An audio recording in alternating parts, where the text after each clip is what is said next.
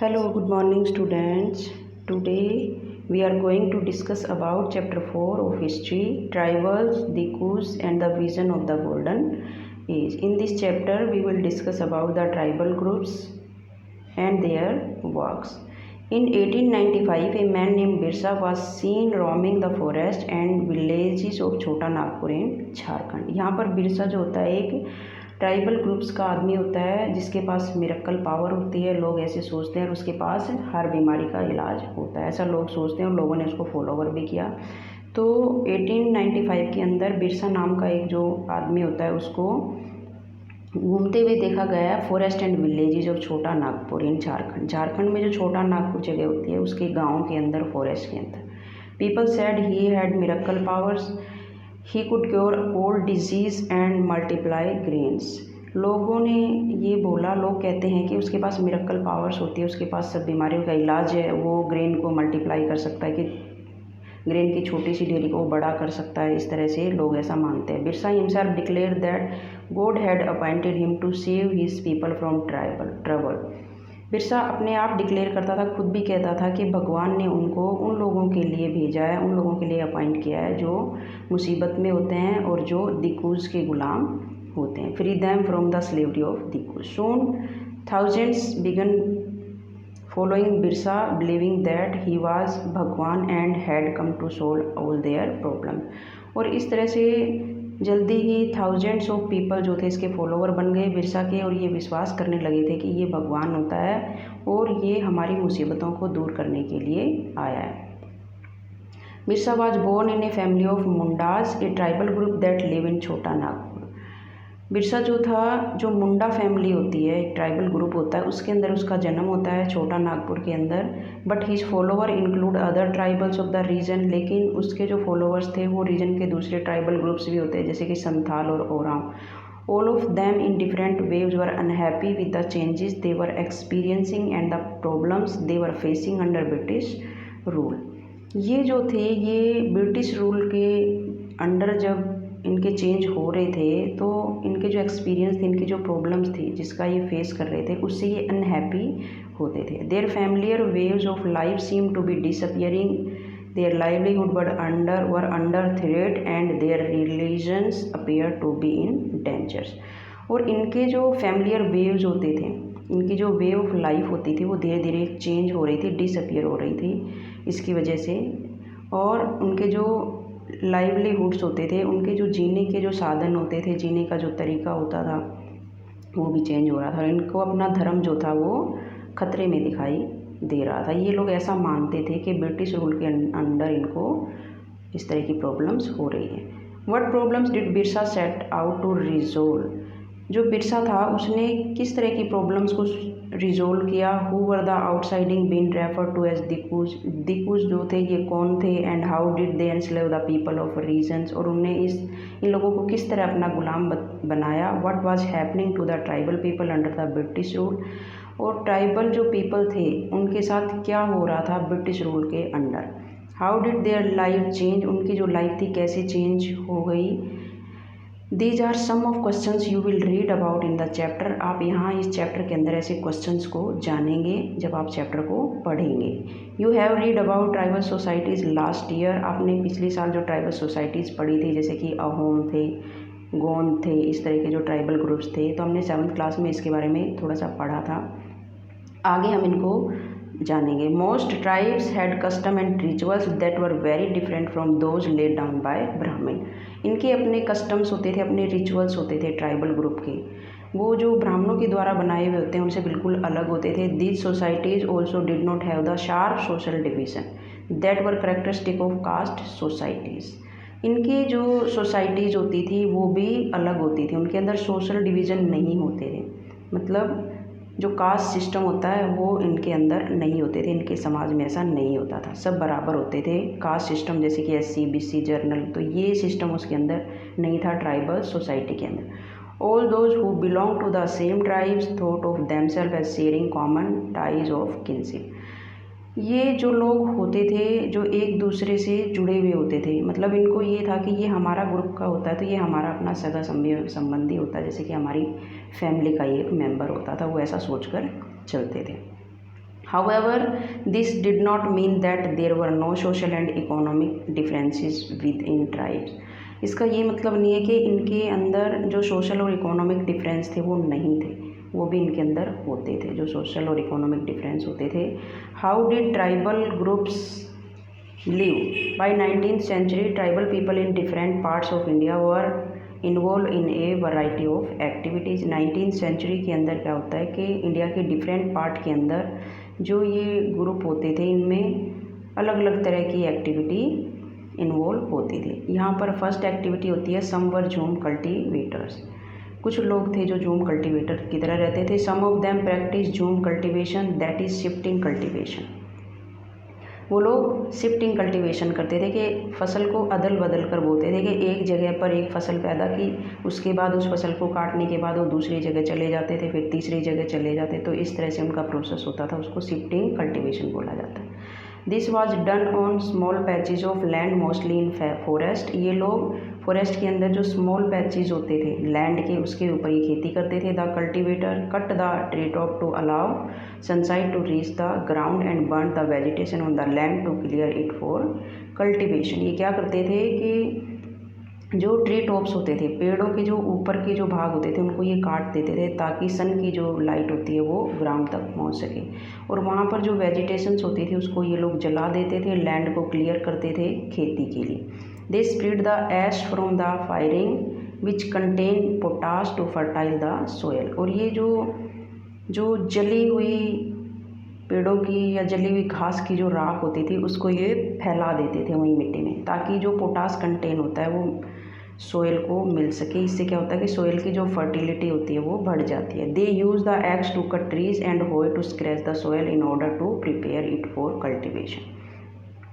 क्या करते थे ये कि पेड़ों को काटने के लिए एक्स का यूज करते थे, कुल्हाड़ी का, और लैंड जो होती है उसको फाड़ने के लिए ये होए का यूज करते थे। कुदाल टाइप का औजार होता है जो कि मिट्टी को फाड़ने के लिए यूज किया जाता है। किसके लिए? कि इसके लिए वो लोग कि फसल तैयार करने के लिए वो ऐसा करते थे। दे ब्रॉडकास्ट द सीड्स, उसके बाद वो सीडों को फैला देते थे, बीज जो होते थे उनको वो बिखेर देते थे। That is scattered the seeds on the field instead of ploughing the land and sowing the seeds. इस तरह से वो बिना प्लो किए हुए, अर्थ को बिना सो किए हुए वो क्या करते थे कि जो भी सीड्स होते थे उनको वो बिखेर देते थे मिट्टी के अंदर। Once the crop was ready and harvested, एक बार जब फसल तैयार हो जाती थी उसके बाद वो उसको काट लेते थे। They move to another field, उसके बाद वो दूसरी जगह चले जाते थे। Field that had been cultivated once was left fallow for several, और एक बार ये जो फसल ये पैदा कर लेते थे उस जगह को फिर ये कुछ साल के लिए खाली छोड़ देते थे उसकी फर्टिलिटी बढ़ाने के लिए। Here are some words: fallow, shal and mahua. Fallow, a field left uncultivated for a while so that the soil recovers fertility. शाल क्या था? एक ट्री होता था जिससे ऑयल निकाला जाता था, जिसके सीड से।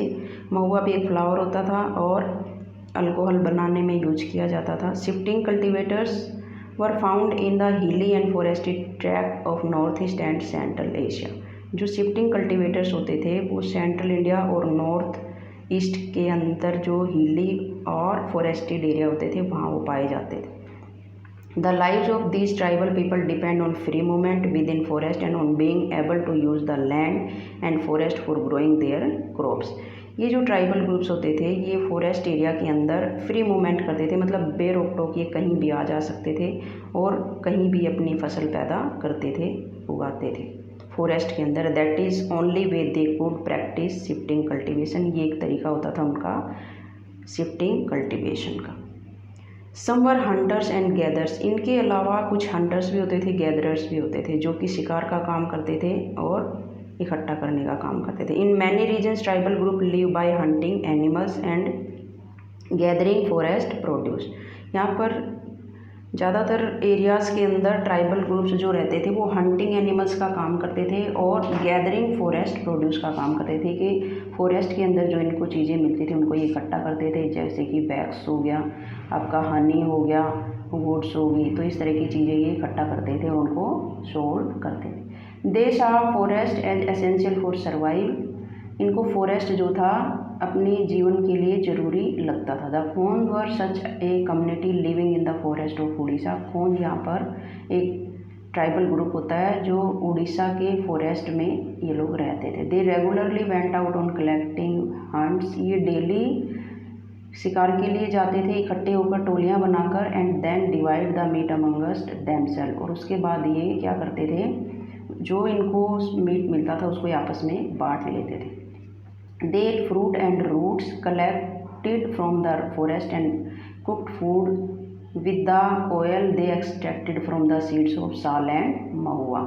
ये क्या करते थे कि ये क्या खाते थे, ये फ्रूट्स खाते थे और जो फॉरेस्ट के अंदर इनको रूट्स मिलती थी इकट्ठी करके उनको ये लोग खाते थे।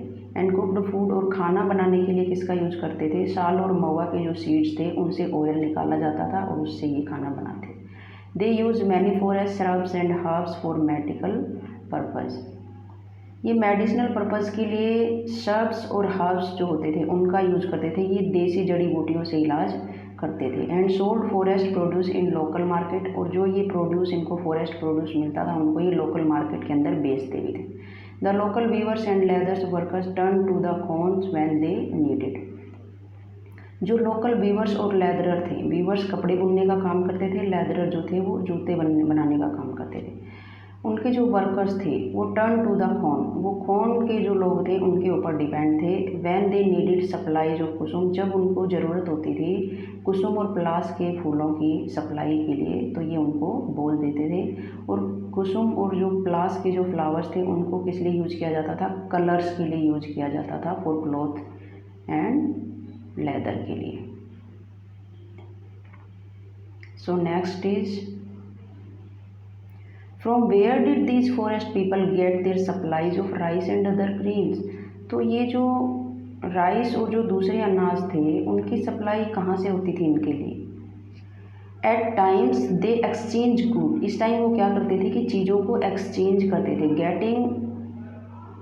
Getting what they needed in turn for their valuable forest produce. और ये बदले में क्या करते थे कि ये अनाज लेते थे और उसके बदले में ये जो फॉरेस्ट प्रोड्यूस होते थे उनको ये रिटर्न करते थे। Eight other times they bought goods with the small amount of earning they had. और कई बार ये क्या करते थे कि चीज़ों को खरीदने के लिए इनकी जो इनकम होती थी, इनकी जो अर्निंग होती थी छोटे से अमाउंट में उसका भी यूज करते थे। Some of them did odd jobs in the village carrying loads और बिल्डिंग रोड्स। कुछ लोग जो थे वो गाँव में जॉब भी करते थे जैसे कि बोझा ढोना, बिल्डिंग्स बनाना। While other labour in the field of peasants and farmer, जबकि दूसरे जो थे वो लेबर का काम करते थे खेतों के अंदर। When supplies of forest produce shrank, जब जो प्रोड्यूस होता था फॉरेस्ट प्रोड्यूस होते थे जब उनकी सप्लाई कम हो जाती थी तो ये क्या करते थे, इनका जो जीवन था वो मुश्किल हो जाता था कि इनका जो घर खर्च है वो कैसे चले। But many of like the Baigas of central India के अंदर, लेकिन कुछ इनमें से जो थे जैसे कि सेंट्रल इंडिया के बेगाज होते हैं, were reluctant to do work for others, वो दूसरों के लिए काम नहीं करते थे। The Baigas saw themselves as people of the forest, Baigas जो थे वो अपने आप को क्या समझते थे, पीपल ऑफ फॉरेस्ट, जंगल के लोग समझते थे। वो could only live on the produce of the forest, जो केवल किसके ऊपर डिपेंड रहते थे, प्रोड्यूस ऑफ फॉरेस्ट पे। It was the below of dignity a beggar to become a labour, कि ये अपने आप को नीचा समझते थे लेबर का काम करने में, कि अगर हम लेबर का काम करेंगे तो इससे हमारी जो डिग्निटी होती है वो कम हो जाएगा। Tribal groups often needed to buy and sell in order to be able to get the goods. Tribal groups जो थे वो अक्सर क्या करते थे, बाय और सेल का काम करते थे, चीज़ों को बेचना और खरीदना।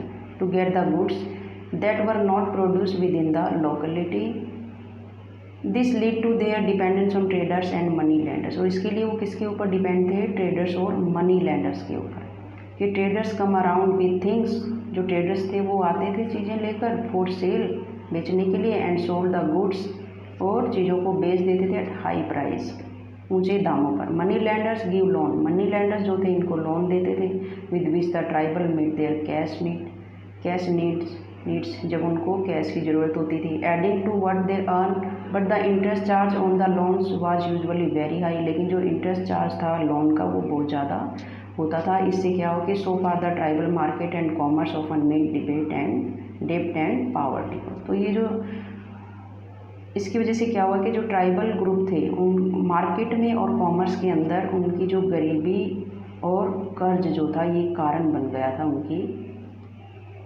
लोकल मार्केट और कॉमर्स के कारण।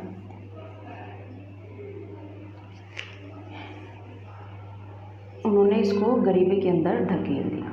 दे were therefore came to see the money lender and traders as evil outsider. इस वजह से ये मनी लैंडर्स को और ट्रेडर्स को क्या मानते थे, आउटसाइडर मानते थे, दिक्कूज मानते थे, and the causes of their misery, और अपनी जो हालत होती है उसका भी जिम्मेदार मानते थे। सम हार्डर्ड एनिमल्स, यहाँ पर कुछ हार्डर्ड एनिमल्स होते हैं। Many tribal groups live bye herding and rearing animals, यहाँ पर कुछ ट्राइबल्स ग्रुप्स होते हैं जो हर्डिंग और रियरिंग एनिमल्स का काम करते थे। They were pastoralists who moved from their herds of cattles और sheep according to the season. यहाँ पर कुछ पैस्ट्रोलिस्ट भी होते थे। इट मीन्स वो लोग होते थे जो मूव करते रहते थे one place to another in search of food. When the grass in one place was exhausted, they moved to another area. The Vancouver of Punjab Hills, यहाँ पर कुछ ट्राइबल ग्रुप्स होते हैं जो मूव करते रहते हैं। Vancouver of Punjab Hills and Labdis of Andhra Pradesh were cattle herders. The Gadis of Kulu were shepherds, जो गड्डी और कुल्लू होते थे वो गडरिए का काम करते थे। And the Bakwars of Kashmir, जो कश्मीर के बकरवाल्स होते हैं, rear goats. You will read more about them in your history book next year. इसके बारे में ज़्यादा आप अपनी हिस्ट्री की जो नेक्स्ट ईयर की बुक होती है उसमें जानेंगे। अब यहाँ पर हम कुछ लाइनें होती है, time to hunt, a time to sow, a time to move और a new field. It means शिकार का वक्त, शोइंग का वक्त, बुआई का वक्त और नए खेतों में जाने का समय। तो यहाँ पर एक ब्रिटिशर्स एंथ्रोपोलॉजिस्ट होता है वेरियर एल्विन, उन्होंने कुछ लाइनें लिखी थी उन लोगों के ऊपर, उनके जीवन के ऊपर कि वो लोग पूरी साल किस तरह से काम करते थे। उन्होंने महीनों के अंदर अपने काम को बांटा हुआ था और ये ऐसा उनको एक्सपीरियंस कब हुआ कि वो इनके अंदर रहे थे 1930 से 1940 तक, और उन्होंने अपनी बुक्स के अंदर इनके बारे में लिखा था। अंग्रेजी महीनों की तरह हिंदी के महीने होते हैं जैसे कि चैत, बैसाख, जेठ, आषाढ़, तो उन्होंने इस तरह से अपने काम को बांटा हुआ था। इन चैत women were clearing to cut stock what were already reaped. Men cut large trees and go for their rituals, and the hunt began at full moon from the east. Traps of bamboo were used for hunting. मतलब कि चैत में औरतें इकट्ठा करने का काम करती थी, बच्चे कुछ लकड़ियों को काटती थी, आदमी जो था पेड़ों को काटते थे, शिकार पर चले जाते थे। इनका जो शिकार था पूर्व से शुरू होता था। शिकार के लिए ये बांस के फंदों का इस्तेमाल करते थे, और लेडीजें जो थी वो क्या इकट्ठा करती थी, कौन से fruits like sago, tamarind and mushroom. Baiga women can only gather roots, केवल रूट्स इकट्ठा करते थे। खान and mahua seeds. All of all the Adivasis in central India the Baigas were known as the best hunter माना जाता था बैगाज को। इन बैसाख के अंदर क्या करते थे, फायरिंग फॉर द फॉरेस्ट में आँच लगा देते थे ताकि उसकी जो ऐसे मिट्टी में मिल जाए, उसके बाद उसमें खेती की जाए। The women gather unburned wood to burn. औरतें जो थी लकड़ियाँ इकट्ठा करके लाती थी, अध जली लकड़ियों को। Man continue to hunt but nearer their village. लोग थे शिकार करते थे लेकिन गांव के आसपास ही होता था। इन जेठ में क्या करते थे, सोइंग टुक प्लेस, ये लोग बुआई का काम करते थे। And hunting still went on, और उनकी जो शिकार का भी काम चलता था। Beans were from Ashadh to Baisakh the man work to the field. Baisakh और आषाढ़ में लोग खेतों में काम करते थे। इन खोर में क्या था कि first fruits of beans were ripped and चेत एंड कार्तिक कुटकी बिकम राई। खोर में पहली फसल उगाती थी और कार्तिक में कुटकी बन जाती थी। In Aghan every crop was ready and in post winnowing to place. तो इस तरह से ये जो महीने होते हैं इनके अंदर इनके जो काम थे वो बटे हुए होते थे कि इस महीने में ये काम होता था, इसमें ये होता था। तो इस तरह से ये चीज़ें हमारी इसमें मिलती है। वेरियर एल्विन की जो बुक होती है एक नोट्स ऑन द कॉन्स, उसके अंदर ये सारी चीज़ें लिखी हुई होती हैं। अब हम अपनी नेक्स्ट पॉइंट को पढ़ते हैं कि और जो लोग थे वो क्या करते थे। सम टुक टू सेटल्ड कल्टिवेशन, इसमें से कुछ लोग जो थे वो सेटल्ड थे, एक जगह रहते थे। अभी तो हमने शिफ्टिंग लोगों के बारे में पढ़ा, अब हम सेटल्ड लोगों के बारे में पढ़ेंगे।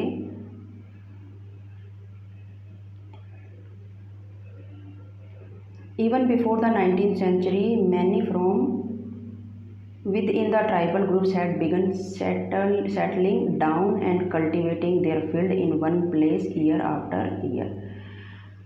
19वीं सदी से पहले बहुत सारे जो कबीलाज होते थे, बहुत सारे ग्रुप्स जो होते थे, ट्राइबल ग्रुप्स, वो एक जगह टिक कर खेती करने लगे थे। वो बार बार जगह बदलने की बजाय साल दर साल एक ही जगह खेती करने लगे थे। और इसके लिए वो क्या करते थे, they begin to instead of moving from place to place they begin to use the plough and gradually got rights over the land they lived on. और ये प्लो का यूज करने लगे थे, धीरे धीरे इनको अपनी ज़मीन पर अधिकार भी मिलने लगा था और ये लोग एक जगह रहने लगे थे। In many cases like Mundas of Chota Nagpur the land belong to the clan as a whole. पूरी जो ज़मीन थी वो क्लान्स के अंदर बट गई थी कि छोटे छोटे इनके ग्रुप्स बन गए थे और उनको अपनी जो एंसेस्टर्स की जो ज़मीन होती थी उसमें उनको अधिकार मिल गया था। All members of the clan were regarded as descent, जो इनके अपने वंशज होते थे ऑफ ओरिजिनल सेटलर्स, जो कि ओरिजिनल सेटलर्स होते थे, इनसे पहले भी वो लोग रहते थे इसी तरीके से। Who had first cleared the land, जिन्होंने पहले क्लियर की थी लैंड को।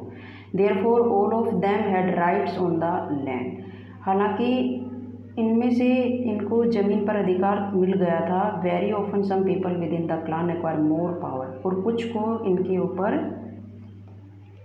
जो समुदाय थे, निवासी जो थे, उन सभी को उनका वंशज तो माना जाता था, उनको बराबर का हक भी होता था। फिर भी अक्सर ऐसा होता था कि ग्रुप के जो कुछ और लोग थे वो ज़्यादा ताकत जुटा लेते थे। कुछ लोग जो थे वो क्या बन जाते थे, चीफ बन जाते थे, एंड अदर फॉलोअर्स, और दूसरे उसके फॉलोअर्स बन जाते थे। Powerful man often rented out their land instead of cultivating it themselves, और जो पावरफुल लोग थे वो अपनी जो लैंड होती थी उसको दूसरों को रेंट पे दे देते थे, खुद खेती नहीं करते थे। British officials are settled tribal group like the Gond and Santhals as more civilised than hunter gathering of shifting cultivators.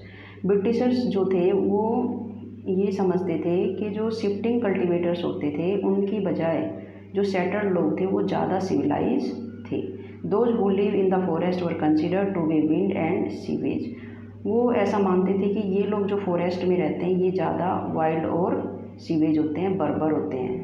They needed to be settled and civilised, इनको भी क्या किया जाए, सेटल्ड किया जाए, उनको सिविलाइज बनाया जाए। How did colonial rules affect tribal lives, जो कॉलोनियल रूल होते हैं किस तरह से अफेक्ट करते हैं ट्राइबल लाइव्स को।